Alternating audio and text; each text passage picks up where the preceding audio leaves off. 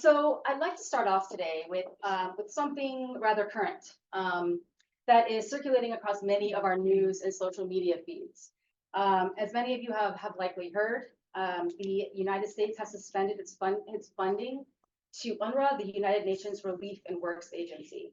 And I'll sort of put up just here an image of some of the places where UNRWA is managing refugee camps and also the key kind of funders.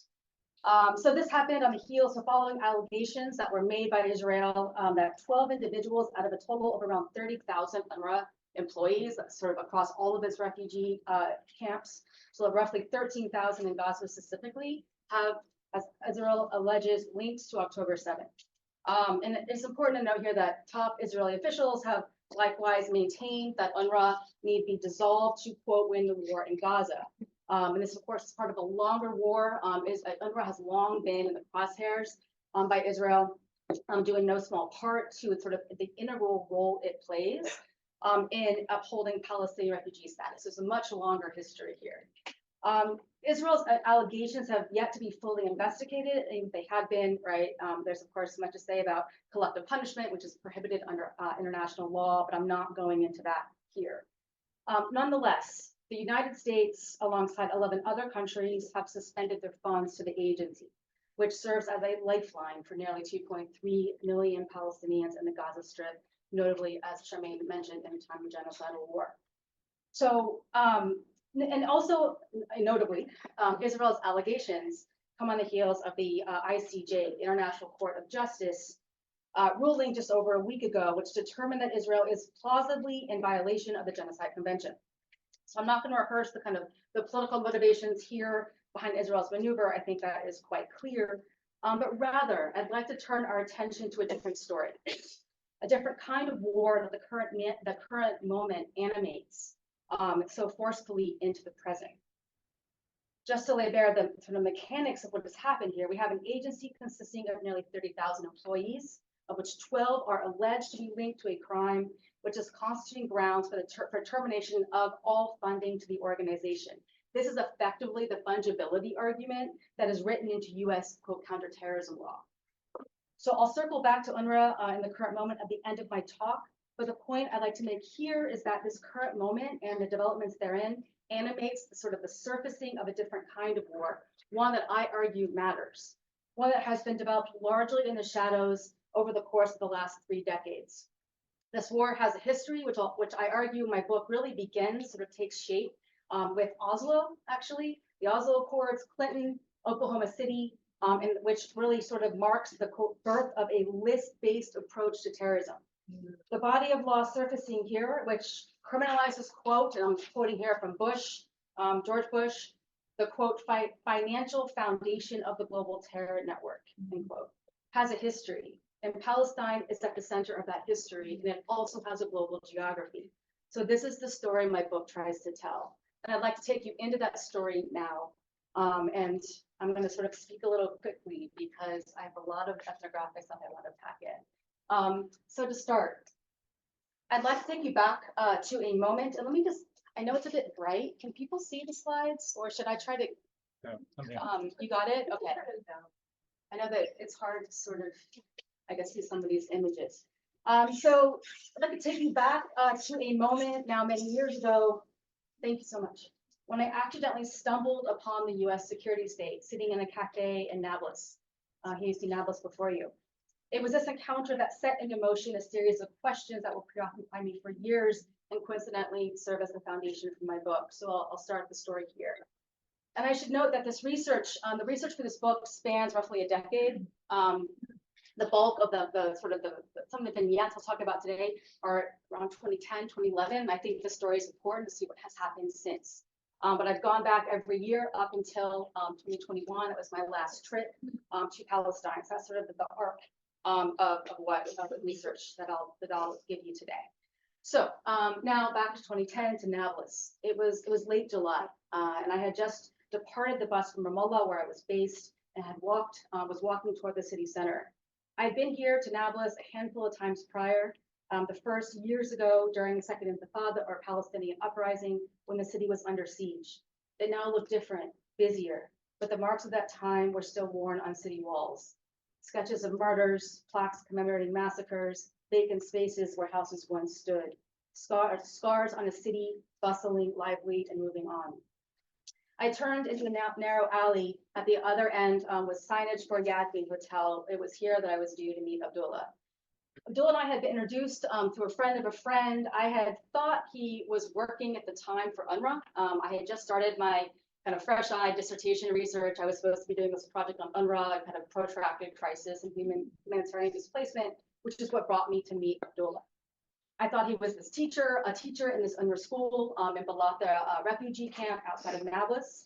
But I started to notice as he was talking, he kept using verbs in the past tense, and I didn't understand. So I paused him during one of the moments, a pause in our conversation, and asked him if he was still working at UNRWA, and he told me no. I asked him what he did at this point, and he said he, quote, oversaw projects. And what unfolded over the next hour was a detailed account of his work as part of an oversight team for a US aid-funded project in the West Bank. It pays well, he said, quote, but we have to sign the paper. Embarrassed that the paper had been lost on me, I inquired about it. And he said, yeah, we have to sign it, to say that we all aren't terrorists. So the paper and passing comments to it became a recurring theme in almost every interview I was conducting. I was still married to that dissertation project, but that quickly unraveled. I tried to keep my sort of questions focused on UNRWA, but people kept mentioning this thing. So after a month had gone by, I decided to look more decisively into the paper and exactly why it was so important, to those with whom I was speaking in Palestine. Some rather cursory research on the subject took me straight back to Washington. The paper, or Anti-Terrorism Certification, or ATC for short, and that's how I'll refer to it today, is connected to this, it connected to an executive order 13224, that was signed into force by President Bush in the aftermath of September 11th. This would mark the beginning of the, quote, war on terrorism financing. So a major thrust of our war on terrorism began with a stroke of a pen, Bush said, he announced on September 24th, 2001. Today, he stated, we have launched a strike on the financial foundation of the global terror network, end quote. With these words, Bush signed into force this executive order, an emergency declaration at the time, and is still in force today. It's basically renewed every year. That allowed the president to put in place an extensive program to, quote, attack terrorism financing, which would have reverberations across the globe. I won't go into the kind of legal labyrinth of this order. I'm happy to talk about it later. I have a slide that lays out the massive nexus this thing activates. But effectively, what it did is it effectively significantly expanded the power of the US Treasury to target the, quote, financial infrastructure of terrorism, casting an ever expansive net on who and what could be sanctioned by the US government. The order, among other things, created this list, or not this list, but it sort of massively expanded it, created the specially designated global terrorist blacklist, or the SDGT blacklist, that consisted originally of 27 organizations and individuals, and which has since grown to tens of thousands of entries. It also broadened the scope of those targeted from individuals directly belonging to, quote, foreign terrorist organizations, and I'll talk about the significance of that classification a lot today, to those deemed, quote, otherwise associated. So it casts a massive kind of nebulous net. That term of association can sort of encompass mass amounts of activity and other things. I'll talk about this, incredibly insidious and dangerous. So otherwise, those that are otherwise associated with a designated FTO. It also nullified the humanitarian exception in the 1977 International Emergency Economic Powers Act. So basically what that means is that now humanitarian actors, NGOs, et cetera, could be prosecuted if they provide aid to designated FTOs, or if they operate in, quote, terrorist-controlled territories. So this has implications for a number of sites where humanitarian operations are underway, i.e. Gaza, as well as Yemen. Now the Houthis have been recently re-designated as an FTO by Washington due to their activities in the Red Sea. A lot of you are working on that here, as well as many other sites. So I'll talk mostly about Palestine today, but the thing to say here is that this is global in scope. It's not just about Palestine. So the paper is but one compliance mechanism for Bush's order. and required that anyone receiving US aid in Palestine certify that it does not work with, associate, or provide support to any US designated entity or group. So of course, this includes Hamas, also many other Palestinian groups that are on this list. So it is broader than just Hamas. The paper, as I was mentioning, is but one kind of component of this more complex law war infrastructure that transposes a regime of surveillance, sanction, and punishment far beyond the sites and domains where the US claims jurisdiction. Bush's order presented itself everywhere in Palestine. It sowed division between universities and the municipalities in which they were situated. It disrupted the contiguous development of water infrastructure and roads. I'll talk a bit about that today in Bethlehem. It punctuated Gaza's greenhouses. It prohibited collaboration among Palestinian health providers. It stymied youth projects. It spurred boycotts. It produced particular kinds of landscapes while preempting and disallowing others. Some 6,000 miles from US territorial borders, Washington was intimately here. So this paper and that kind of the broader legal war regime to which it's connected, I argue, proffers insight into the kind of topological relations at play in contemporary imperial formations, which rely in large part on mobile technologies, mediated arrangements of power, proxies, and blurred genres of rule that link far-flung places in intimate and often indeterminate ways. Deploying a topological approach to spatialities of power, my book, Elastic Empire, more broadly, tends to how the US legal security regime is made ever present in both material and immaterial ways, in a site where the US settler state has no, quote, de jure claim to sovereignty or territory, but where its presence is nevertheless indelibly felt. So a turn to topological, I argue, opens up kind of this crucial or this really interesting analytical terrain for thinking about relations of presence and absence, as this is measured not necessarily by metrics or physical distance, but rather by the modes of interconnectivity, exchanges, and relationships involved. So I'll just talk very, very briefly about the kind of the topological as a geographer. It's kind of the thing I like to geek out on. And then I'll bring us back to Palestine and look at how this stuff is operating there. Okay, so sort of a turn to topological here. I'll just sort of leave this up for a moment. So kind of, it's sort of the topological, I think, brings out a really kind of interesting spatiality at play, kind of one of twists and turns. Political and geographers in particular have turned to the topological to make sense of kind of the refashioning of sovereignty regimes as states bend and flex across these extraterritorial domains, sort of producing regimes of enforcement and exclusion through a mosaic of sites and proxy authorities far from any territorial border per se. So topology offers a kind of, I think, interesting spatial grammar for understanding the refashioning of border and sovereignty regimes as lines between internal and external, what is proximate and afar, blend and enfold into one another. So I think that this sort of analytic offers us a kind of a salient conceptual language to think about how it is that borders and enforcement regimes are being reworked, interlaced, and embedded across space and time. But less examined, I have found, is sort of how we can make sense of the topological and spatialities of power underwriting them to think about kind of contemporary imperial formations and complexes of empire. So topologies, as one geographer, Chris Harker, shows in his work on debt in Palestine, are, quote, a particular type of spatial relations, which tie indebted residents to people and institutions that have lent them money. They are like, as he says, an invisible bit of string that can stretch quite far, end quote. These ties may be most obviously to banks, but also to other relations, right, including familial and friendship ties that span these disparate sites and spaces. The string, as Harker suggests, becomes twisted in increasingly complex figurations. Each strand retains a specificity, but the whole becomes elaborately interconnected. So I use Harker's conceptualization of indebtedness as applied to aid assemblages, as a set of topological relations that string or bind entities across vast terrain, in this case, stitching Washington to Palestine. So what do I mean by elastic empire? I'll just sort of talk about that briefly, and then I'll move back into Palestine. So here I'm really building on some kind of interesting work in geography and other cognate fields on thinking about kind of the shape-shifting nature of border and enforcement regimes. The concept of elastic empire, as I'm working through it here, both draws on and expands in new kind of directions and analysis of what I argue is the elasticity of state and imperial power as it manifests in global counterterrorism regime and enforcement regimes and their uneven application.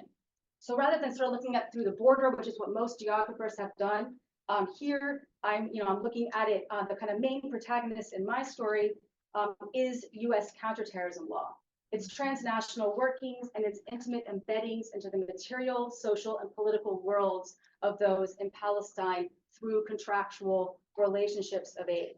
So the descriptor of elastic is utilized to hold at the fore an analysis of relations of connectivity that remain across global space, even if transmorgified through different institutional forms and administrative and civilian constellations. So really following the law, this book traces how the tethering of US terrorism law and the amorphous enforcement regime that I'm arguing is so important, how that tethers to civilian aid flows and monetary transactions around the world, giving rise to a highly flexible and versatile mode of sovereign power, what I call the elastic workings of sovereignty, that bends and fixes in particular sites and onto certain bodies. So here, jurisdiction, of course, exceeds territory. This is kind of akin to Stuart Eldon's Imperio, which he talks about as kind of a boundless, limitless power that has no spatial boundary.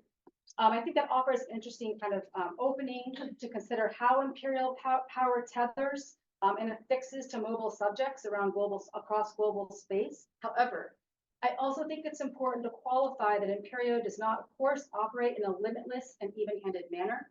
Rather, it manifests in a highly uneven fashion. At times, the security state projects a hyper-intensified presence and regime of punishment, vis-a-vis hyper-visible subjects. Other times, it is entirely absent. So the workings of the security state ebb and flow differentially.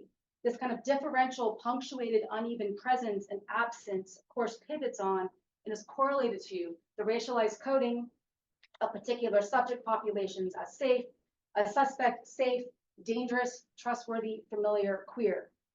My accounting of elastic imperiality tracks the sovereignty configurations and constellations produced through Imperio or imperial geographies of war making and informed by racial economies of threat, resulting less in an everywhere war, as Derek Gregory has argued, and more in a punctuated mode of warfare and imperial presence. So in foregrounding these sort of quieter articulations of imperiality, I want to tell a story of US empire often not told. So not one of the kind of spectacular and episodic displays of military force and violence as exhibited so forcefully in the early aughts. And this is, of course, an important story, right? I'm not trying to downplay that at all, but rather I want to sort of turn our attention to this quieter accounting of US power, the one that nevertheless indelibly transfigures the lives of those caught in its crosshairs. It is one, as I'll talk about today, that emerges in the interstices and infrastructures of daily life, in a library, in a greenhouse, in the halls of foreign municipal councils, and in local elections, excuse me. US empire, I'm arguing, is not only in the details, as Catherine Lutz has argued, but it also is in the hazy, liminal, and undeclared, in this case, humanitarian spaces in and through which US power takes hold. This constructive blurring is at the heart of elastic sovereignty. The insidious work that these elastic geographies do effectively obfuscate the facts of domination. And here I'm sort of drawing on some of Gail Wiseman's work. So in tracing these sort of processes, I'm looking here to construct a different theoretical apparatus of war and empire, one that attunes to the kind of shape-shifting nature of these imperial formations, their realignments, their reformulations, and of course, their haunted sites and obscured but nonetheless intimate forms. So in what follows now, I'll get to kind of the more ethnographic stuff and then scale back out and talk about how this matters, not just for Palestine, but for the world over. So I'll talk here in brief so I'll give you kind of two snapshots of elastic sovereignty at work. First, I'll sort of lay out the groundwork here and trace how the US counterterrorism regime, that massive thing that I'll show you on a slide at the end here, how that attaches and bundles to non-human objects, aid, and non-state actors, quote unquote, the kind of broad sort of network of NGOs that are effectively contracted with Washington to disperse aid around the world. I call this the intermediary sphere, but I'm happy to talk about that later. So let's get into that before as we go here. Okay, so I'll sort of take us now to Ramallah. This is a picture here of Ramallah. This is not mine. Mine were a bit grainy when I tried to make them large, but this is nonetheless one that I have snagged from the internet. So taking us to Ramallah, this is sort of marked as the NGO headquarters, where I ended up spending the majority of my time once I switched my project to looking at the U.S. state in Palestine. It's also where most of the international organizations have their home base. So I had arrived here, and this was sort of the very beginnings of this new project. We're talking March 2010, so over a decade ago. I was sitting in one of those kind of big NGO offices in Ramallah, waiting to speak to the ED, and she was sort of one of the kind of the alpha aid people on the West Bank who was sort of running all of these projects. And so she was like someone people kept mentioning and had to go talk to. She's also a U.S. citizen, Palestinian, so there's a double sort of identity working out there as well. I wanted to talk about all the projects that she was sort of overseeing. She, however, only wanted to talk to me about terrorism law. So as she had told me, quote, "We are living through a new era globally when it comes to anti-terrorism law." And that's her words. As she described it, this was effectively a new kind of governing authority for aid. As she said, quote, "This is law. It is not something you can negotiate." And that kept happening again and again. All these different aid people kept saying, this is law, not policy. If we're just policy, we could negotiate it. This is federal law. And she said, it all goes back to legislation and politics in the US, end quote. And while many did take issue, of course, with Washington's position in Palestine and, of course, vis-a-vis Israel, the central concern for her and many of these NGOs were the, quote, practicalities in terms of the implementation of this law and what flows from it. So USAID, like most of these massive bilateral agencies operating in Palestine, operate exclusively through what I'm calling these intermediary bodies. So this broad sort of nexus of private contracting firms and NGOs that are effectively contracted through grants or contracts with Washington or with USAID to carry out different stuff in Palestine aid projects. These bodies constitute, I argue in the book, a kind of overlooked but crucial sort of nexus through which the United States security state is effectively operating. So I'm going to take you into some of those vignettes here. So, not unsurprisingly, and sort of line with these sort of broader trends, global trends towards contracting, especially since the 80s, responsibility for ensuring compliance with this body of law that people are saying is so important has shifted onto all of these actors, these aid agencies that are accepting US monies. So I conducted roughly 50 plus interviews with people operating and working within this sphere. I'm not going to sort of give you an overview of all of those. I'll sort of give you a snapshot of one of these vignettes, and it deals with a greenhouse in the Gaza Strip. Effectively, these sort of bodies, I argue, function as sort of technology of risk transference. So basically what that means is that these agencies are now responsible for upholding US counterterrorism law. And it's so effective because these bodies want to ensure that they maintain good favor in Washington. They're often called the Beltway Bandits. But what they do is they amplify the requirements, right? They actually give the law more force than it is actually given in the letter because they want to be seen as like safe depositories, right? And so that is why this is such a crucial nexus that I'm arguing. They're sort of self-regulating and self-governing to amplify the law that may not have as much force had it weren't for this sort of nexus that I'm saying is so important. And so let me sort of take you into some of the nitty-gritty here. I think this is an important part of the story. What this effectively does, they kept referencing this thing called Mission Order 21. And this is basically like the Bible that upholds all of that terrorism law and shows you how it translates into concrete practices on the ground in a place like Palestine. So this mission effectively conscripts a host of civilian agents into undertaking the work of the security state. So I'm going to take you into a vignette to show you how exactly this is happening. And this is the Gaza Strip. And again, I didn't mention this at the outset, but I'm unable to physically get to the Gaza Strip. So all the stuff that I'm drawing on in the book is through long-term relationships with people as well as interviews that are working there and that have projects there. And so it's a sort of a distanced relationship with some of the stuff in the Gaza Strip, but nonetheless, these vignettes do elucidate a lot. So I'll come back to this in a moment, but I just wanted to give you a sense. Just before I get into Gaza, I just want to show you kind of how this information network is operating. So these contractors that I was mentioning, right? And I'm not, I'm not saying this is the one that I'm using in my vignette today. It's just one of the examples of the many that are operating.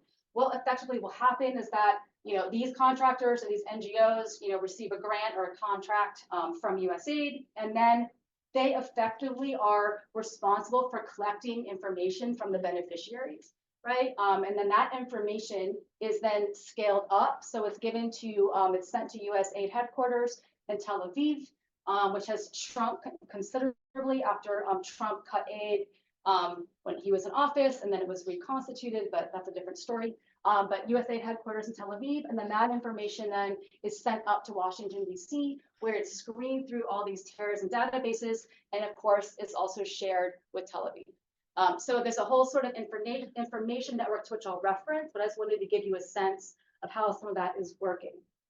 Okay, so let's go to Gaza.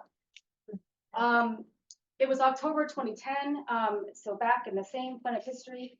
And Gaza at this point was under a multi-year blockade that has been in place now for quite a long time. It was struggling to rebuild from the destruction of the most recent then bombing of the territory during Hasled. I had just made it to Jerusalem. This contractor was based in Jerusalem in particular to speak with one of these big kind of US private development firms or contractors who, like many aid actors, had honed their efforts on Gaza. It was working in particular in agriculture and agribusiness. As this particular contractor relayed to me at the beginning of our discussion, he sort of talked about the kind of mass food insecurity problem in Gaza, right? And one of the things that this contractor was doing was to supply USAID-funded greenhouses and drip irrigation systems to Palestinians identified as, quote, in need in the Gaza Strip. There's a whole bunch to unpack there, but for time's sake, I'll leave it at that kind of surface level. This particular greenhouse project entailed the distribution and installation of greenhouses and drip irrigation systems in Gaza. As he told me, they were trying to sort of at that time install 98 greenhouses and 99 drip irrigation systems. He sort of started to sort of give me the kind of, as he framed it, the sort of simplicity of the problem. There's food insecurity, greenhouses will solve it. Again, a lot to unpack there. But as he began to recount the assemblage of actors that stitched the project together, a much more complicated picture emerged. So this greenhouse project involved a network of contractors and subcontractors, experts and engineers, including an Israeli manufacturer of greenhouses, a Gaza-based contractor for the installation, a Palestinian firm responsible for assembling the drip irrigation systems, an Israeli transportation and logistics firm, as well as that was responsible for kind of coordinating across military checkpoints, as well as a Gaza-based NGO that was responsible for overseeing regulation, quote, compliance and reporting. And that is all the language in Mission Order 21. So listening to my interlocutor recount the web of actors and steps involved and sort of actors involved, it was dizzying. So I asked him to kind of, in layman's terms, sort of walk me through the process. And I just want to give you a snapshot of that interview here. So as I asked, how does this process work exactly? And as he said, we do not install anything until the beneficiary has been identified through an application process, passed both technical and social criteria, is vetted by USAID, approved by a local committee, and is approved by COGAT. And I'll talk about COGAT in a moment. So how does that work? I said, can you walk me through it? As he said, that local US partner, and this is the one that's on the ground in Gaza, starts the process. The beneficiary applies through an application, and there are two types of criteria. First is the technical criteria. If they pass the technical criteria, then there's a set of social criteria.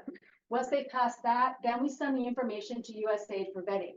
Once USAID vets them and lets us know this person has been vetted and they're eligible to receive some kind of assistance, that's the second step. And here's where it gets really juicy. So once that person is deemed eligible, then USAID sends a list to COGAT with this person's ID number and the longitude and latitude of where we're going to put their greenhouse. And COGAT basically gives us silent approval. If they don't say, no, you can't use that person, then basically silence is concurrence as far as we are concerned. And we give them like a 2-week window. Once they've been approved by COGAT, then we go out and prepare the land. And that's again where that local partner gets back into it. They do the preparation. They are involved in collecting information along every step of the way. And so are we. Okay. So this passage is instructive on a number of fronts. First, it quite obviously lays bare the kind of politics swimming beneath and within the kind of galvanized steel frames, gutter, and nylon sheeting for this particular greenhouse, that material infrastructure. And so not least, of course, the kind of structural entanglements of Palestinian life with Israel's settler colonial regime. That a lot is written on that. I'm not looking at that necessarily right now here, but it's an important story nonetheless. Here, greenhouse is deemed, quote, humanitarian aid, necessitated because of conditions created by the dual violences of military incursions, blockade, and so on, must be sanctioned by COGAT, a unit within Israel's Ministry of Defense, which coordinates directly with the IDF, Israeli Defense Forces. Second, and the more sustained focus of my inquiry here, is how this dizzying array of actors and logistical transactions is entwined with U.S. material support ban. And this has its roots in the 1990s. Clinton and Oslo, which I'm happy to talk about later. The whole first chapter of my book traces how this law really develops in the 90s and the centrality of Palestine to it. And it's also that which is lurking in the shadows of the UNRWA cuts that we just saw. So there's a whole bunch of stuff to talk about there. But when I commented on that kind of extensive layers of compliance and oversight that were entailed in just this greenhouse project, the contractor confirmed as much and said, and then laid bare the simplicity of it all, right? As he said, the whole thing, it's all about Mission Order 21. That's really where it starts and ends. So what does this Mission Order 21 then mean for this greenhouse and its beneficiaries, and for an accounting of these kinds of global counterterrorism regimes more broadly? So this vignette, I argue, points to the kind of political work that the US sanctions regime does on the ground, as configured through transnational aid networks, right? As this interlocutor describes, potential beneficiaries for a greenhouse plot must successfully pass a set of preliminary criteria divided into social and technical sets. The technical criteria for this project includes things such as, does she own a plot of land that can hold a greenhouse structure? Is she a farmer? Is she part of the civil authority? This last point, while subsumed under the category of technical, is of course anything but, right? Since June 2007, Gaza has been governed by Hamas, equally a US designated FTO. Accordingly, the beneficiary gifted a greenhouse in Gaza cannot be associated with, that language of association again comes out, as we saw with Executive Order 13224. So this person cannot be associated with, nor have any links to any group appearing on that OFAC list that I showed you earlier, that has tens of thousands of entries, including many Palestinian groups and individuals. So conversely, this means that this beneficiary of the greenhouse is at least overtly unaligned with any of those designated groups. So this greenhouse, I'm arguing, functions as a kind of political marker, both in terms of its material consequences, like the poles, the seeds, the soil, and the like, but also in terms of the particular subjects to whom these infrastructures are distributed. And so I'll sort of, I'm going to move on just for time, but I think this is an important vignette to kind of, sort of illustrate how it is that kind of elastic sovereignty is operating through something as benign as a greenhouse structure in Gaza. Okay, so I'm going to move on now to thinking about the question of sanctions and municipal halls, the second vignette, and I'm going to sort of go through this a little bit more rapidly. Okay, so I'd like to take us now quickly to Bethlehem, and this is the south of the West Bank, and this is a road that is marked as sort of a gift from the, quote, American people to the Palestinian people, a USAID-funded road that has effectively normalizes this Israeli settlements that you see sprinkled throughout. Should be able to go right from Ramallah to Bethlehem, a straight shot, about 30-minute drive. Instead, you have to take this circuitous route now that this is the Wadi El-Hur Road. that takes you basically all the way deep into the Jordan Valley, Area C, and down into Bethlehem, thereby normalizing all the Israeli settlements. So there's a whole lot to say here about the kind of the ways that this infrastructure is also normalizing settler colonial role geographically in Palestine. And Omar Jabari Salamanca has written some excellent work on this, just to sort of cite him. Nonetheless, this is how you get to Bethlehem from Ramallah. And here's just one sort of a picture of the signage that you'll see across sprinkled throughout Wadi Al Nar Road. So into Bethlehem, and I just want to put up an image here. I apologize, the grainy image didn't come out as well as I hoped, but we are here now in the Bethlehem governance. And I'll explain in a moment why it's so important that Beit Jala, Beit Zahor are so close together. I'll talk about that geography, but let me first lay the stage for why this is such an important site for thinking about the sanctions regime and the kind of uneven geographies it produces on the ground. Okay, so here we're looking at how Washington's counterterrorism regime is producing kind of uneven geography at local and municipal scales. So some context. So way back before I was doing research on this, I'm not that old, back in 2005, there are Palestinian municipal elections that are significant. These were held across the West Bank and Gaza Strip. These were the first local elections to be held since 1976. The elections yielded pockets of local leadership that Israel did not like, thus presenting a distinct dilemma for U.S. aid flows inbound the Palestinians. So of course, U.S. and Israeli policies converge on this point. I'm not even going to name the obvious there. But in short, a number of municipalities in Palestine elected at least one member on the municipal council that belonged to groups appearing on that list, on the U.S. Treasury OFAC list. Okay, so the 2000 election effectively would mobilize the full weight of the U.S. sanctions regime. So let's take us into some of that, how that's operating. So I had taken multiple trips to Bethlehem. I spent a lot of time studying this story in particular because I found it so important and virtually nothing had been written on it. So I traveled to Bethlehem to meet with the municipal councils and the mayors of both Bethlehem, Beit Jala, and Beit Zahor to get a sense of what was actually happening following the elections. And so in the process, I grew to really understand the kind of the political work that OFAC, the Treasury's OFAC, FTO, and that whole sort of slew of designations, the kind of work it was doing in and around the space of a banned municipality. And in particular, the violences enacted in the space of void or withdrawal. So Bethlehem, I think, proves a particularly generative case through which to refract broader questions about the kind of quiet, often undetected work of empire and the sort of absence of a spectacular event or warfare.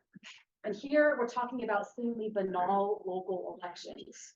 So I had arrived for this particular interview. We had been held at the checkpoint, one of the many checkpoints on Wadi Al Nar Road called the Container. Not a fun place to be if anyone has been there. We were held there for about an hour and a half, and I arrived for my meeting with Bethlehem's mayor, Dr. Batarse, a bit late, but he was generous. Batarse had been elected mayor of Bethlehem in 2005, a time during which the political composition of the Bethlehem Municipal Council had shifted. So the denominational quota of the council was upheld in the 2005 elections, with 8 seats going to Christians and 7 to Muslims. However, the Fatah movement has secured only 4 seats, a minority, while the remaining seats went to groups listed on the US OFAC list, including Hamas, 5 seats, PFLP, 3 seats, and Islamic Jihad, 1 seat. Also was included, Dr. Batarse was allegedly affiliated with the PFLP. He is also a US citizen. So in the wake of the elections, the United States imposed sanctions on Bethlehem. In practice, this meant that Bethlehem became a no-contact zone for American money. All ties to the city and to joint council bodies on which Bethlehem was a part were severed. So the logic of fungibility written into US terrorism law prevailed here. Any assistance to Bethlehem could defray the cost to a listed entity, and therefore no relations, financial or otherwise, were permitted. I would later speak to a US contractor who disclosed the classifications used. Municipalities, he told me, are, quote, either derogatory or non-derogatory. It all depends on who sits on the councils, end quote. Bethlehem, he told me, is, quote, derog. The list that came into being with Executive Order 13224 I mentioned earlier was intimately here. So I wanted to understand the kind of the work it was doing in and through the space of a banned municipality. I'm just going to show you some images here from, this is not from Bethlehem's banned at this point. This is from Beit Jala, which I'll talk about in a moment, just so you have some visuals here. As Batarse told me in one of our many meetings, I did meet with him multiple times. He said, quote, anything with Bethlehem municipality funders run away from, he told me. He said that most of their funding was coming through other sources, but was trickling in. Meanwhile, the surrounding municipalities of Beit Jala and Beit Sahor had in 2005 elected city councils void of members listed on those groups. And accordingly, there was a relatively healthy inflow of US funds for municipal services and infrastructure. And many did recount again and time again, irrespective of the horrendous politics of the United States, many municipalities did desire American USAID funding because it was among the most lucrative. And the infrastructure projects that could be funded through it were many. And of course, they all did bear the sign, as I was mentioning earlier, that slogan, a gift from the, I don't think this one has, oh yeah, of course it is. The gift from the United States to the Palestinian people. Here's some images here. Beit Jala saw the construction of new libraries, roads, so did Beit Jala nonetheless. However, equally, there were definitive limits to the benefits that Beit Jala and Beit Sahor could accrue by being deemed a, quote, safe city council. So they were too invariably caught up in this punitive web of the U.S. Material support ban and that no contact policy I was talking about earlier. So given the close proximity between Beit Jala, Bethlehem, and Beit Sahor, which together comprise the Bethlehem Governorate, I'll just go back there so you can see three of them are relatively close together. These three municipalities collectively share seats on the Joint Water and Sewage Council. So the presence of a blacklisted entity on the council results in the blacklisting of any projects running through the council, or that might, quote, benefit the Bethlehem municipality.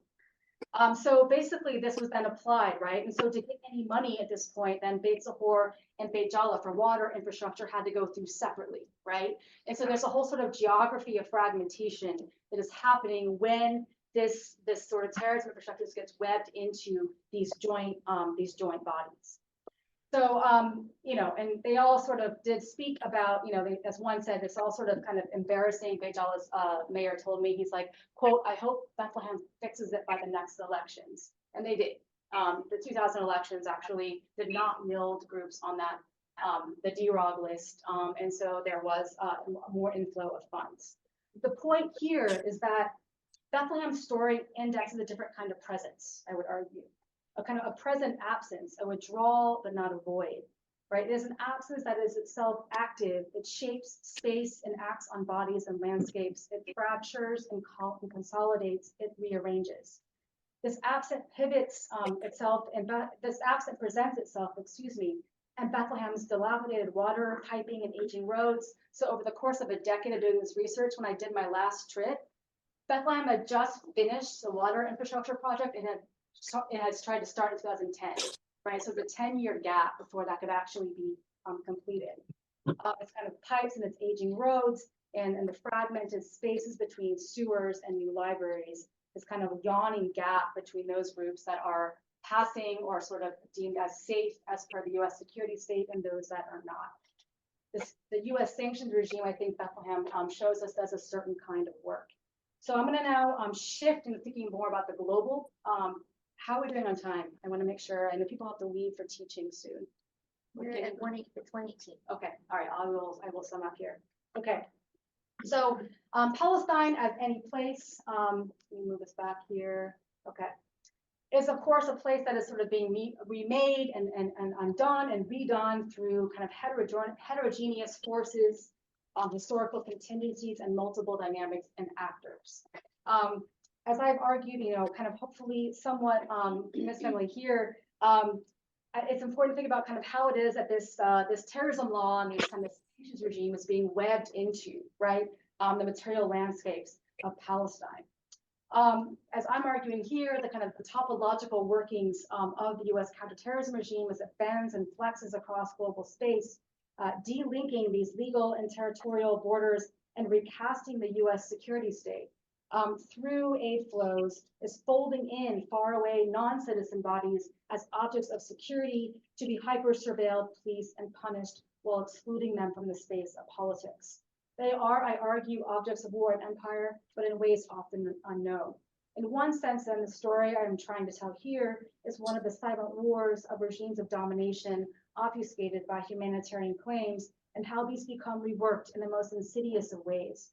Of course, those on the receiving end of these increasingly securitized aid flows do and find ways to negotiate, undermine, and push back, and refuse an international aid regime that conscripts them foremost as threats to be managed and secondarily as humanitarian subjects, but rarely as political subjects endowed with rights. I'm happy to talk more about that, the kind of nuances of that in the Q&A. But for now, I'd like to shift into a brief discussion of how what I have discussed here with you today has relevance beyond just Palestine. This leads to my next book project, which is in the very beginning stages, infrastructure of the ban, not in the Agamemnian sense, and quite literally the material ban sense, sanctions and global finance, which examines how sanctions regimes and blacklisting practices travel and embed within global financial circuits, banking systems, and payment infrastructure. So PayPal, right, which people are trying to now send money through through PayPal, and it's getting blocked. This is part of the story that I'm arguing. And through these payment infrastructures, transporting in turn state security regimes into financial circuits that transit the globe, underscoring really how finance is now in sight of contested geopolitics. So quickly, I want to talk about this kind of new political juridical order that is so crucial, I'm arguing, to what's happening right now, and for the foreseeable future. So trends that the United States really set into motion during the early years of the global war on terror have established a legal war architecture that has grown to encompass the globe. So legal infrastructures, terrorism lists, sanctions, and regulatory regimes to govern financial flows in accordance with these laws have proliferated in the decades since Bush's little-known order that I'm saying was so crucial back in 2001 to become a key feature of the post-9/11 political juridical order. Today, most states and supranational institutions host their own respective terrorism lists and have passed emergency laws criminalizing an expansive array of activity deemed to be associated with material support for terrorism, giving rise to new regimes of global security law. And a fabulous book on this is Gavin Sullivan's book, The Law of the List, which really charts how this is operating through the UN. So really a great reference for anyone who's interested in some of this work. The UN Security Council, for one, has instituted binding resolutions that require member states to pass terrorism financing measures and freeze the assets of those who purportedly linked to terrorism.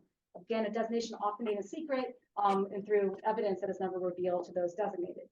Meanwhile, the United States, as I've talked about here, tethers its material support law to these financial and aid transactions, which I won't talk about more here. So too do these terrorism lists and sanctions regimes evolve through and in relation to one another. So the UN decision-making process for designees listed on its sanctions list relies in part on US intelligence materials, unsurprisingly.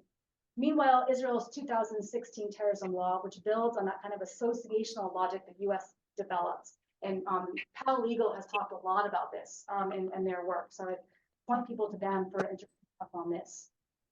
But that sort of associational logic that underwrites the US stuff was recently deployed by Israel's Ministry of Defense to shut down 6 prominent Palestinian human rights organizations after designating them as terrorist organizations in October 21. And that's the last chapter of my book. So I'll talk about that briefly in this closing. More broadly, governments, authoritarian and democratic alike, whatever that division means, have mobilized counterterrorism laws, terrorism designation, blacklist, and sanctions regimes to criminalize and falsify recalcitrant political forces they deem as threatening to their role. So the war on the financial foundation of terror, as Bush framed it nearly 2 decades ago, has really metastasized the world over, proliferating through new domains and encompassing ever greater swaths of activity from banking transactions to aid, to humanitarian relief, to popular movements, to climate justice, among a host of other things. So this is no longer grappling within the sort of realm of aid, but rather it is now, as I'm mentioning, proliferating through ever expansive domains. So To sort of close out here, all right, the designated six. I'll just sort of give you a brief vignette on this and why it matters for this sort of where the work is heading. So the seeds of kind of thinking about the significance of how this stuff is operating through finance was really established when I was conducting research for the final chapter of my book in November 2021. I just gotten back after COVID border closures, delayed this book by 2 years, but it ended up being, in a weird way, a good delay because the book ended up here, which it wouldn't have otherwise. So I had just landed back in the West Bank after waiting a long time to get back in. And Israel's Ministry of Defense had just designated 6 Palestinian human rights organizations as TOs, as terrorist organizations. I won't go into all the details here. It is worth mentioning, however, when I conducted interviews with these groups, I did all but 5. I did 5. One of them had already been shut down when I got back. 4 of them feature prominently in the book up until this point. So they are kind of key actors up until they were designated, and then they constitute the last chapter. But nonetheless, what was interesting about talking with these groups just upon the heels of the designation is that they were not afraid. They kept mentioning of the physical, material implications of the designation, right? That is having their doors busted down by the army or being arrested. They said, quote, "These things happen to us all the time," end quote. But what they were concerned about, and this is, I think, so crucial here, are the, quote, banking implications. This was a predominant concern among almost all of the groups that had been designated, and they were not wrong. So even as the ministry's designation was, of course, not accepted by any other foreign power, it nonetheless had performative force. It directly threatened the financial flows on which these designated groups relied, because what it did is it activated these various risk technologies that are embedded in the international financial system. So the mere designation is enough. It need not go further than that. And that's important here. So accordingly, donors began to terminate funding to the organizations on the grounds they were, quote, too risky to fund. So in January 2022, the Dutch government announced it was rescinding its funding to one of those groups, UWAC, the Union of Agricultural Work Committees, despite its admission that it found no ties to any of the groups. PFLP was the boogeyman here. That was what the ministry kept mobilizing. We're seeing the same things happen right now with UNRWA. So there's a lot of kind of parallels to be drawn. Soon thereafter, a Finnish missionary group cut its ties to Defense for Children International, Palestine. Importantly, this is the group that is documenting all of the torture happening to Palestinian children when they're being held by Israel. The director of film stated, and that's the Finnish missionary group, quote, "The Israeli designation had made it impossible to maintain ties," he said with GCI. "It could have impacted the work we do in 30 countries through banking services." Other European funders echoed film's concerns surrounding the implications of funding entities encoded as high risk in financial systems and networks. So the TO designation, importantly here, also added a further layer of complication to the continued flow of funds to these groups. National and sanctions lists are embedded into global financial flows.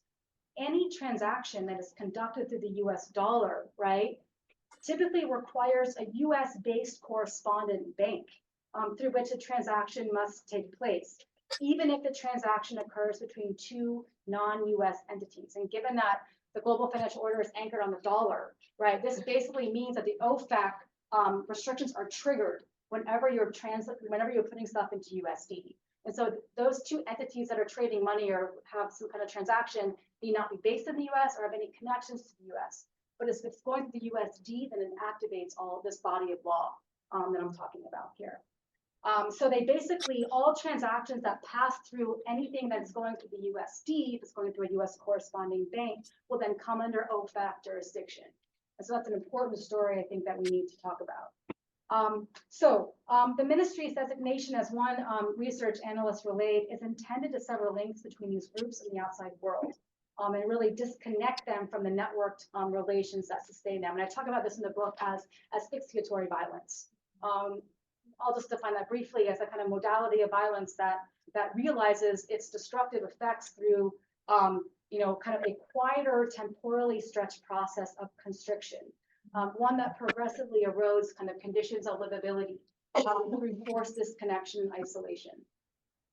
And so that's sort of what I'm turning to now. So brief couple sentences to conclude, and then I'd like to sort of wrap up for a Q&A. I just want to posit some sort of preliminary thoughts here, not preliminary, but just like stuff I'm thinking through on the sort of the counterterrorism regime that I'm arguing is so important. I think that this regime is going to be, I think we're seeing the moments of right now that's crystallizing, is going to be greatly expanded and further fortified the world over. The immediate post-9/11 period built on what happened in the 1990s. That's when you have the material support ban passed. That's when all that infrastructure is established. And 9/11 builds on that. And I think what we're seeing now is going to build on both of those histories. So I think this stuff is compounding in really, really dangerous ways. We're already seeing attempts made by groups such as the ADL, the Anti-Defamation League, among others, who are lobbying for the International Holocaust Remembrance Alliance, the working definition of anti-Semitism, which includes critiques of Israeli state violence, to become federal law. And efforts have been made to link the definition of what is considered to be, quote, material support for terrorism. So the specters of this are everywhere right now. If this happens, then I think we're dealing with the problem of national criminal law rather than soft law, which is how it is currently operating. So it's currently non-binding, even if de facto instrumentalized. There's much to say on this, and I'm happy to talk about this in the QA. So to sum up then, I think there is a kind of a critical urgency in thinking through the impacts this body of law can and will have in the US national context as well as globally. And we really need to think about how we center this legal regime and the architectures of racialized violence it produces more squarely at the center of abolitionist work and organizing. So I think that's just some thoughts I'm thinking about watching what's happening right now across the globe with this body of law. So I'll leave it there for time's sake, and we can move on to the Q&A.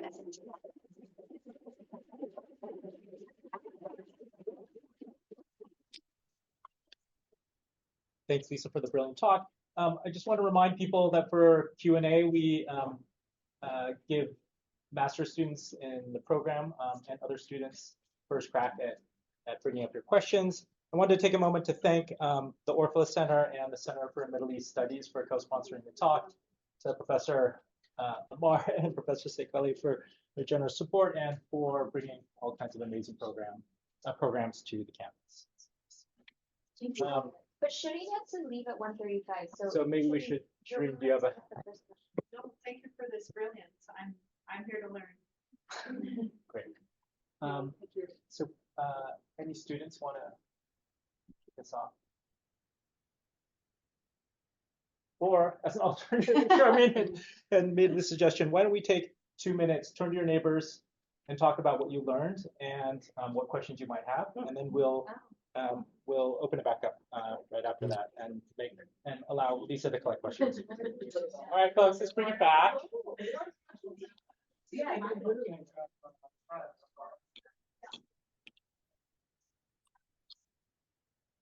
All right, so it sounds like we're ready for questions. Students? Lisa, do you want to field your own? A few. Sure. Yeah. Yeah, that sounds good. Yeah, first of all, thank you for giving that extremely brilliant and talk and very fun to sort of unpack and think through. I guess a question that came up as we were talking that I would be interested to hear your thoughts on is I thought the way that you were describing sort of the turn to the topological was extremely compelling, particularly because you're sort of situating it in terms of maybe still legal. More so than I feel like when I've encountered the turn to the topological, it's often situated in a sort of environment, right, or environmental. So I was wondering if you could expand on sort of how you're bridging that and how you sort of develop that turn. That's a fascinating question. I hadn't thought about it, so I'm going to speak out loud in sort of ad hoc style. I think the story kind of revealed itself. I mean, the topological just felt like what I was seeing, and the mechanism through which those relations were being webbed together was through law. But it was sort of I guess what I was really grappling with was how is it that I came to understand and learn and experience the intimacy of the security state in Nablus, in Palestine, in ways I'd never had in the US. And why was it I learning about US law from Palestinians who were never set foot in the US? Because they had to, right? It was so intimately in their lives. And so that is why the law kind of came to like the mechanism through which I was thinking about kind of the ways that empire is operating, but it wasn't my intention. Like I didn't even go to study the law. I didn't go to study the United States. I was like studying something entirely different, and then it presented itself to me. And so the topological became a sort of an analytic that I found super generative for thinking about kind of these relations of interconnectivity and intimacy that weren't about distance, but were about like the relations involved. And then the law became a thing the vehicle to which it made sense. The material, not really material. Well, yeah, material, because it's material support law. So it's like also talking about materials and how they move. So yeah, that's a like sloppy answer, but hopefully that just gives insight to why the law became the thing I was looking at. Thank you. We have a Zoom question, if I should read that. Yeah, one of our global MA students is wondering if you could talk more about how you were able to get access to the people you interviewed in aid organizations, but also whether you talked to US government officials and how you had access to those people. Yeah, that's a super good question. The short answer is a lot of luck. I had been, when I finally realized that I needed to do this project on kind of how the US state was operating through aid, I could not gain access to any one of the USAID headquarters in Tel Aviv. No one would speak to me. I would like hound them. I would, blast emails. I would call. I kept getting like hung up on. And it was like literally, so I just decided I wasn't going to talk to any US government people or even USAID people, headquarter people. I was going to study the state from the ways it was articulating, but not having access to those individuals. And then I got lucky one day. I just decided to like randomly call again. And I got someone in the Tel Aviv office.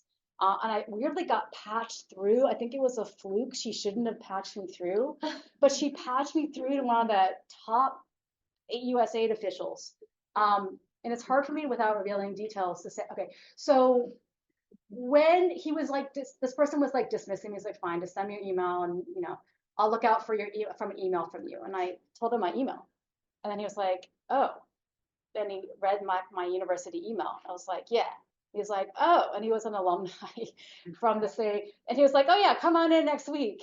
And that was it. The doors flooded open. And I got access to pretty much every important person in the USAID headquarters office in Tel Aviv. And so I got lucky. But before I got lucky, I had to readapt, right? I think there's a generative way to think about I miss like classic Timothy Mitchell stuff, right? Like what are the effects, right, that we can study, and like studying, right, these things from the outside, studying to like the practices they produce in the world. And so that was my original intention. And then I ended up getting access to USAID. So I talked to pretty much everyone at the highest levels at the USAID headquarters in Tel Aviv. But those were not, they were all talking about the law. So like that's where some of the importance came out. I talked to some lawyers, but I didn't talk to other like official government, US government officials. I was interested just in, kind of who was working there in Palestine. Now, I did travel to DC multiple times and talk to kind of like policymakers and lawyers and things of the like to sort of understand like the DC politics stuff. But that was the limit of access to like US officials. It's super hard to study some of the stuff like OFAC and all of that because it's really secretive. Yeah. No. I'm the fourth year of the global program. I actually come from like the inside of a lot of this world, working for UNICEF. Oh yeah. 3 years in Syria, dealing with a little bit of this stuff. Yeah. First, I just wanted to say a big thank you, because normally when I listen to academic presentations on humanitarian aid and stuff like that, it's so far out of date that we haven't been doing things like that. Oh yeah. They're like, oh, this is how that aid is. I'm like, no one's done that since Rwanda. Like, yeah. So right. that is Awesome. Thank you for that. Like, this is really, really timely. I'm curious about how measuring actual impact of this when it comes to, like, my mind always goes to like the beneficiaries, like actually like numbers of saving lives, children affected, stuff like that. Yeah. Really, focus on. Is it Syria? It felt like some of the stuff helped us get more funding because we had to prove that, you know, beneficiaries had to prove that they weren't funding ISIS. Right. There's sort of a reason this exists because historically aid in many conflicts has gone to non-state militarized actors or state militarized actors that they weren't supposed to be going through. Like, it's not a huge secret that, for example, activists who run guns in Afghanistan, like, you know, I'm curious if there's some way of measuring the actual impact. Like, I really appreciate the ethnographic look at that, but in terms of, you know, at least just theorizing or speculating on whether this actually, you know, because we feel secure that they're not giving money to Hamas or something, they're willing to give more, or whether it's something that actually gets in the way of funding people. So that's sort of, Let me see if I understand. I would make sure I understand the question. So how do we measure the impact or the effectiveness of kind of the aid securitization stuff that we're talking about? Like, how do we measure whether or not money is going to, like, quote unquote Hamas or ISIS or whatever? Or how helpful it's because it felt like our donors were much more likely to give right. we were screening. Totally. Okay. In Syria, it felt like this led to more aid. Got it. I see. What I've been talking about here, the kind of as terrible and complicated and as an arm of American imperialism and stuff like that. Yeah. Totally. So how do you work the landscape as it is? Like, how do you, like, navigate within the world of, like, highly securitized aid to ensure money keeps coming, right? Yeah, and that's a good question. I mean, and that was, you know, I mean, many of the groups, I don't want to move from the slide, but like all those aid intermediaries, that slide I had up, many of them were grappling with this question, like, how do we ensure we continue to get aid in contracts to do the work that we know is important? And I think this is a question that we're looking at with UNRWA right now, right? We clearly know UNRWA needs that, those flows need to be continued, right? I think it gets into dangerous territory though, because the security state will always win. Like, it's always going to win with that logic of like more securitization. So I think the like ethical and moral imperatives how to push back and to put in a different framework, which is that like Palestinian refugees have a right to aid, and like that is an international responsibility. It's more the responsibility of Israel to stop killing people and stop subtle colonialism. But that is like a long-term thing that we're not going to fix right now. And so I think it's like pushing back on the framework of, oh, we're good aid actors, but rather this is like imperative, and it's about human rights, all the different discourses and frameworks that we should be mobilizing. Now, that doesn't work out in practice because then aid just won't happen, like it won't come, right? And so there's a conundrum here. But like, I think we don't want to get stuck in the security trap of like proving ourselves, or organizations proving themselves to be like in good favor, because that will just end up falling all over itself. Like, you know, as we're seeing with UNRWA, like it's, I'm not answering your question super clearly, but I mean, that's my original thoughts is like, see how this stuff works in practice. You just want to stay away from it. You want to like demand a different framework, you know?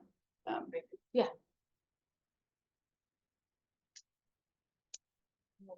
Maybe we could start doing 2 questions at a time. Let's do that. Yeah, sure. Thank you. That was fantastic. I mean, horrifying, but fantastic. I was wondering to what extent people, like everyday people, really rely on the kinds of projects that this aid goes into supporting. Because of course, I think we all are aware, like the refugees, yes, and all of this, but like you're talking about greenhouses and infrastructural projects, roads, and coming from the context of like Beirut, where there's no state, a lot of people depend on these aid projects, even though yes, like they're very critical of US aid and all these other you know, tools of empire. But to what extent does the West Bank, in particular, I would say, depend on this money? And in that case, also say that's why they have it in the chokehold, right? Totally. That's an excellent question. I think yes. Also, I'll come to that and maybe one more. Yeah, and then I just wanted to say quickly that like I just so appreciate this, because so much of the critiques of U.S. imperialism vis-a-vis humanitarian regime focuses on like the biopolitical, the way that subjects kind of internalize the law, etc. But I think you showed us, especially through like the example of the UNRWA withdrawal, how overtly repressive, and taking away food, taking away, etc. So I really, really appreciate that kind of shift in framework within that kind of body of literature.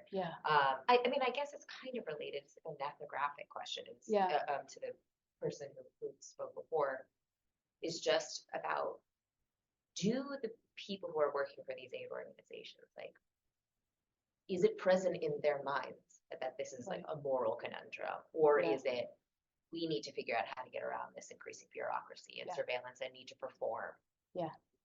And then my similar question was going to be, how are they finding ways to get around this bureaucracy? But then I was like, well, you probably don't want to put that in your book about Palestine right now. So, or maybe even say that out loud. So, then just generally about doing this kind of work, ethnographic work, and managing the information that folks are giving you in this context.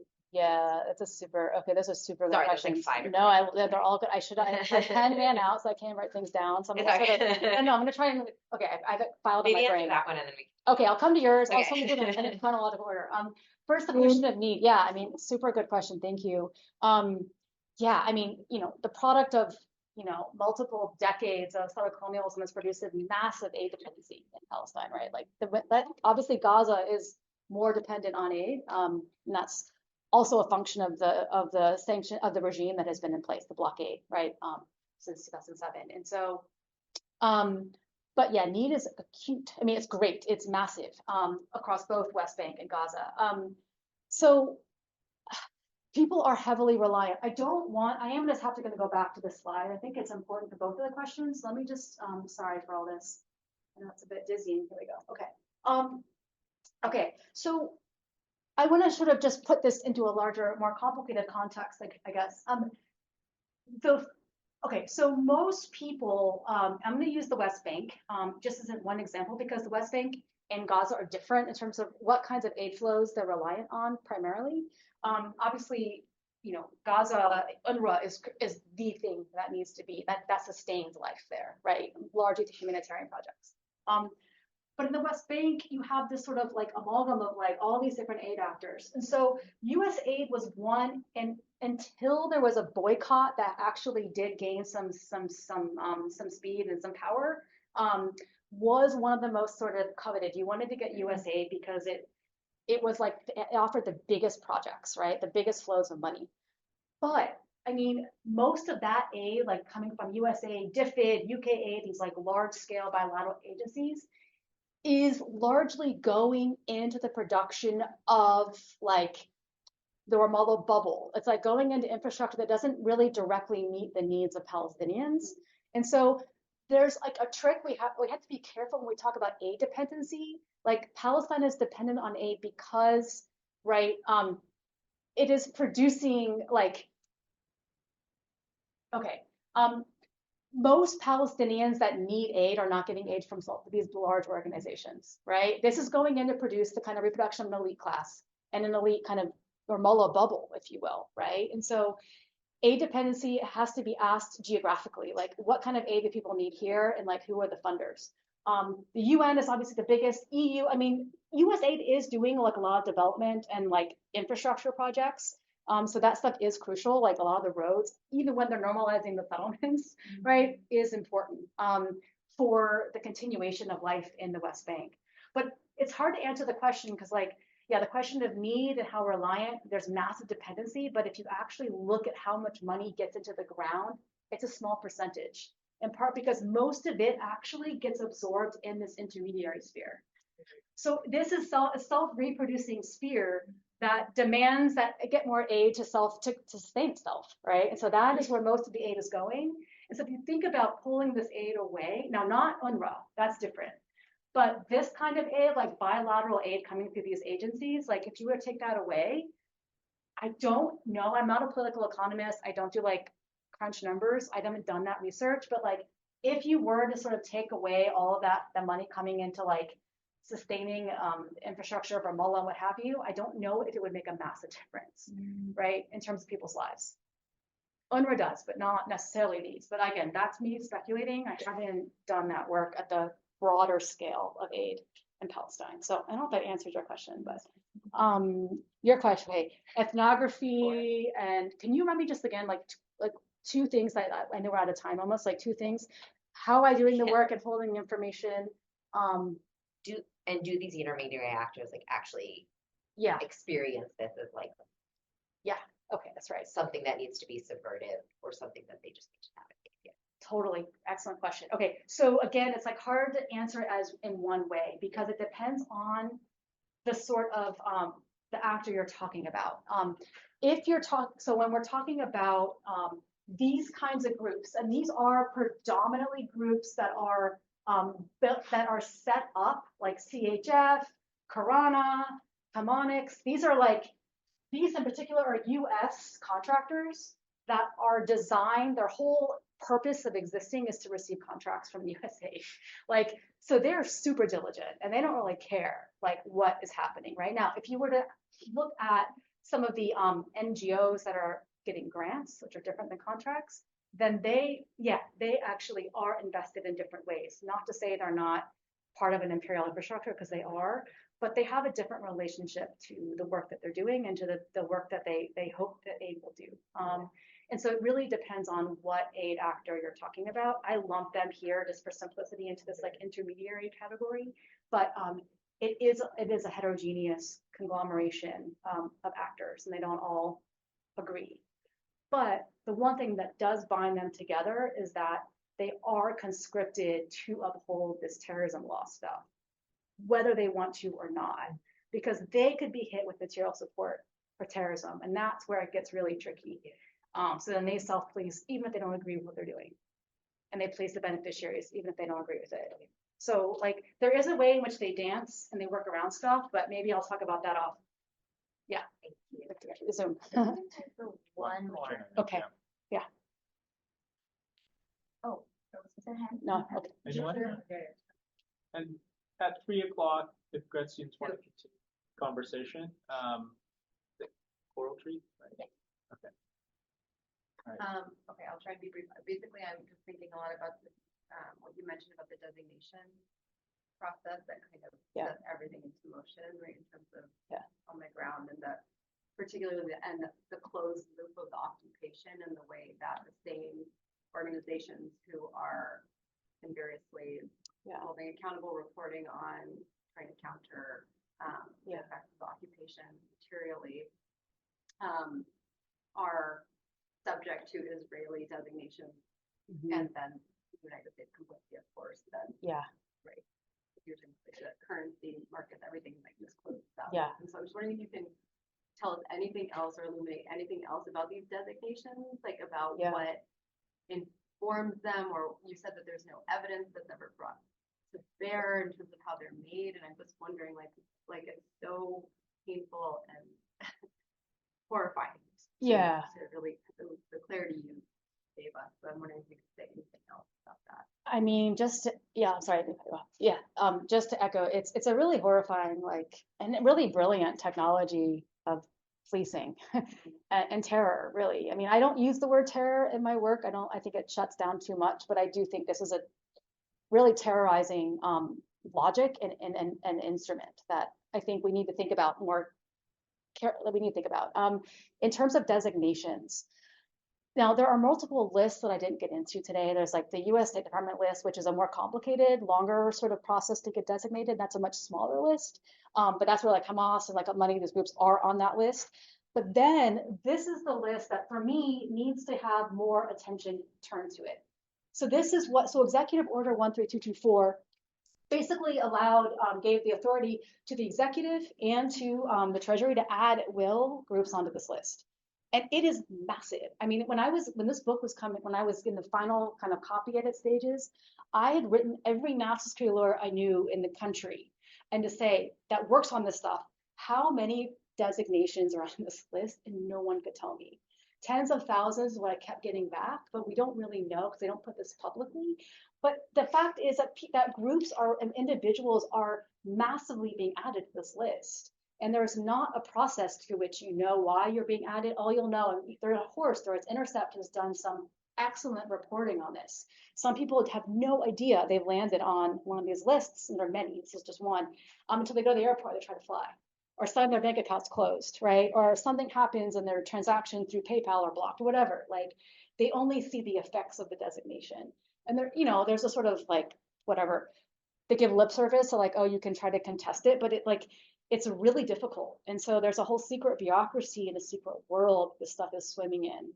And I think, you know, CCR, Diala Shamas, Dara Lee, these are all people that are trying to work on you know, legally challenging some of this stuff. But right now, the kind of the sovereign kind of executive reigns, and that's the thing that we can't get past. So I just think this does need to be more centered, especially right now in this moment where this stuff is getting, I mean, so much purchase. Like it's now being just, you know, automatically knee-jerk assumed to be necessary.